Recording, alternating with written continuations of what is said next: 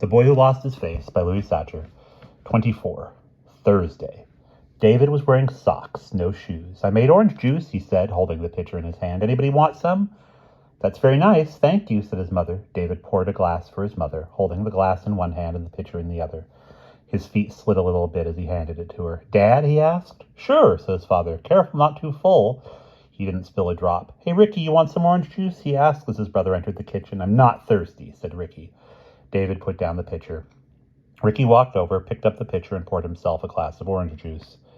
He saw Tori Williams when he got to school. He didn't say anything to her, and this time she didn't try to say anything to him either. She just walked right past him as if he wasn't even there. I don't think she likes me, he told his friends at recess. You're just too chicken to ask her out, said Mo. No, I'm not. It's just that she ignores me all the time. She won't even say hello to me anymore. I think she likes Randy. Well, you still have to call her up today, said Mo. Unless the curse strikes, said David. I still have until 4:17. You sound like you want the curse to strike, said Larry. No, I don't, David insisted. I just want to be sure it's gone, that's all. He's afraid to call up Tori, said Mo. David changed the subject. So, he asked, did you go watch the criminals pick up trash? Yes, exclaimed Mo. They were so scary. You should have been there. They were robbers and murderers. You could tell they were planning an escape, too. A criminal spoke to her, said Larry. It was horrible, said Mo, grinning from ear to ear. What did he say? Asked David. I remember every word, said Mo. We were sitting by these bushes with these weird-looking yellow and red flowers. The man picked up a piece of paper right next to me. She put it there, said Larry, so he'd have to come near us to pick it up. It was my math test, said Mo. It has my name on it. Luckily, it didn't have my address. What did he say to you? Asked David. Mo looked at David with wide, frightened eyes. He said, those are pretty flowers. David stayed late in science class to help Mr. Lunago put away some laboratory equipment and chemicals. Be careful not to drop anything, Mr. Lugano warned him. I won't, said David. He didn't. You know, I was thinking, Larry said at lunch, if you're afraid to go on a date with Tori, I'm not afraid, said David. He lay on his back as he drank from a carton of lemonade. Well, anyway, said Larry, I was thinking. It might be easier to ask her out if it was sort of like a double date. Huh? Said Mo. I was just thinking, Larry said to Mo. Maybe you and I could pretend to be on a date, too. We wouldn't really be on a date. We'd just pretend to be on a date. He adjusted his blue sunglasses. Like if David wants to put his arm around Tori or something, he can signal me and I'll put my arm around you. I'll just be pretending, but Tori won't know that. Well, sure, if it'll make it easier for David, said Mo. Sure. Where do you want to go? Asked Larry. We could go to a movie, suggested Mo. Okay, said Larry, a scary movie. That way Tori will want to hold David's hand or grip his arm or something. I'll grip your arm, said Mo, but it won't count. Right, said Larry. It's still only a little past 12, David reminded them. We have 4 more hours. They never asked him, but actually he thought their pretend date was a good idea. That way, when he called up Tori, he could just say something like, some friends of mine are going to a movie. You want to come along? That is, if the curse didn't strike first. After school, Mo and Larry stuck with him to make sure he didn't cheat. I'm not going to cheat, he protested. Why would I cheat? They continued to plan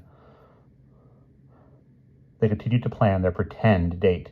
They decided to see The Tongue That Wouldn't Die. It was scary, and they figured it would also make Tori think about kissing. The curse may have already struck, and we don't even know it, said David. You know, if, Larry started then stopped. Roger, Scott, and Randy were hanging around the bike rack with 3 girls. Roger was with Leslie, Scott was with Ginger, Randy was with Tori. David looked at Tori as she looked back at him. Then she turned abruptly and said something to Randy. David and his friends kept walking. You don't know that she likes Randy, said Mo. She might have just been getting her bike. It was just a coincidence that she happened to be there when Randy was there, said Larry. She talked to him, said David. That doesn't mean anything, said Mo. Maybe he was in her way. She probably said, get out of my way, jerk. You still have to ask her out, said Larry. David realized that Mo and Larry didn't want anything to get in the way of their pretend date. Unless the curse strikes, he says. When they entered David's room, the clock radio next to his bed read 3:33 p.m. 3 3s, said Larry. That's lucky. I think the curse has already struck, said David. I just haven't figured out how yet. It can be real subtle sometimes. Larry and Mo didn't buy it. So what do you want to do? David asked. Nothing, said Mo. We're just going to wait. Ricky walked past David's door and scowled at David and his stoogey friends. It was 3:45 p.m. We can go out back and throw the ball around, David suggested. No way, said Larry. We're staying right here until 4:17. How about something to drink, asked David. I'll go make some lemonade. Mo and Larry each put a hand on David's shoulder, holding him in place. We're not thirsty, said Mo. You can't fight a curse, said David. If it wants to strike, it will strike whether we drink lemonade or not. The clock read 3:57 p.m. Come on, curse, he thought. If you're going to strike, strike me now. The time was 4:05 p.m.